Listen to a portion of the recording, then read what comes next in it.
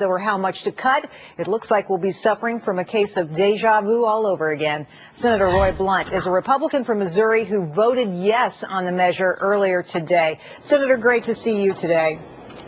Well, Gerri, it's good to see you. I'm glad to finally to get to cut spending as a senator.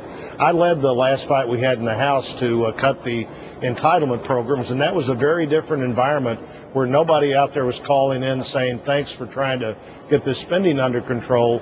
But now clearly the American people get it, and at least for the next 2 weeks, the administration seems to get it as well. But we need to sir, get can moving. I get a word in edgewise here? Sure. Can I ask you a question? Yep. You know, there was a lot of talk this week, actually this afternoon on Capitol Hill, about the possibility of conversations between both parties and the president about some kind of long-lasting budget formula, some way of taking into consideration entitlements.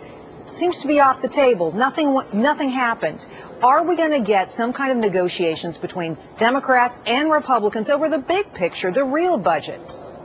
You know, you're probably not going to get those negotiations unless the president agrees that he's willing to be a player. There's no reason to lock a lot of Democrats into a position where they're saying, I'll never do that, if in fact this is something that you eventually could do. The president has the biggest podium, the president has the biggest microphone, but believe me, there are all kinds of signals being sent to the president every day. We're willing to be there with you on Social Security, on Medicaid, on Medicare reforms, if you want to be there, and we can all start out together. But we're not seeing anything from the White House, hearing anything from the White House that indicates that they're willing to sign a bill if you passed one. And so what we don't want to do is get off to the wrong start here and not be able to take these big things as part of the what has to happen. Everything has to be on the table: defense, right, Medicare, Social Security, the kind of reforms that ensure that these programs last, not that ensure that people are hurt by the way you deal with them. We're a long way from that right now, for sure. I mean, I think Democrats and Republicans very far apart, and I'm not sure that they can get together. Are we going to be in a pattern where it's one continuing resolution after another continuing resolution? I don't think that pattern allows you to go very far. Today, the plan actually took the lowest hanging fruit, the things the president said he wanted to eliminate next year. The Republicans in the House said, let's just eliminate some of those things right now.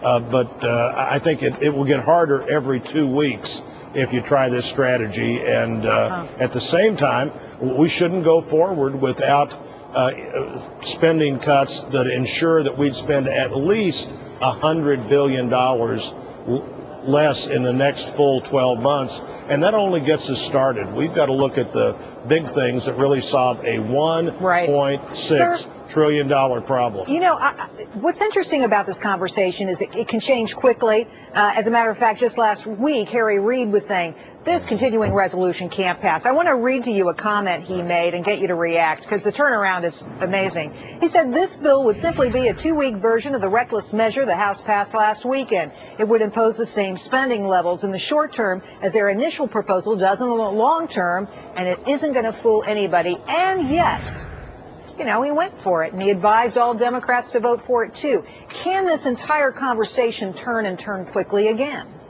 Well, it can, and, you know, we saw Senator Reid and the Democrats take a very different position on taxes last fall, along with the president, than they'd been willing to take before. So it could be that the true outrage and concern of the American voters is getting through to everybody in Washington, and we saw a big change. Gerri, I would have said even yesterday that the next day or two would have been lots of debates and discussion about how terrible the path was we were heading down as Republicans, led by the House, but we didn't hear any of that, and we voted on this first $4 billion in cuts before noon today. And so anything is possible. Engaging the administration in a real discussion that solves even a bigger problem is possible. Divided government's a good time to solve big problems. And believe me, every signal that I can think of and others can think of to send to the administration is we will be part of this, but you've got to be willing to be there as well, and ultimately sign a bill that would make these things happen. Well, you know, I have the very sad feeling that we are kicking the can down the road. But you must come back and talk to us about this topic more. We appreciate your time. Thank you, Senator Blunt. Well, maybe 2 weeks from today. All right, you come back. Okay. Meanwhile,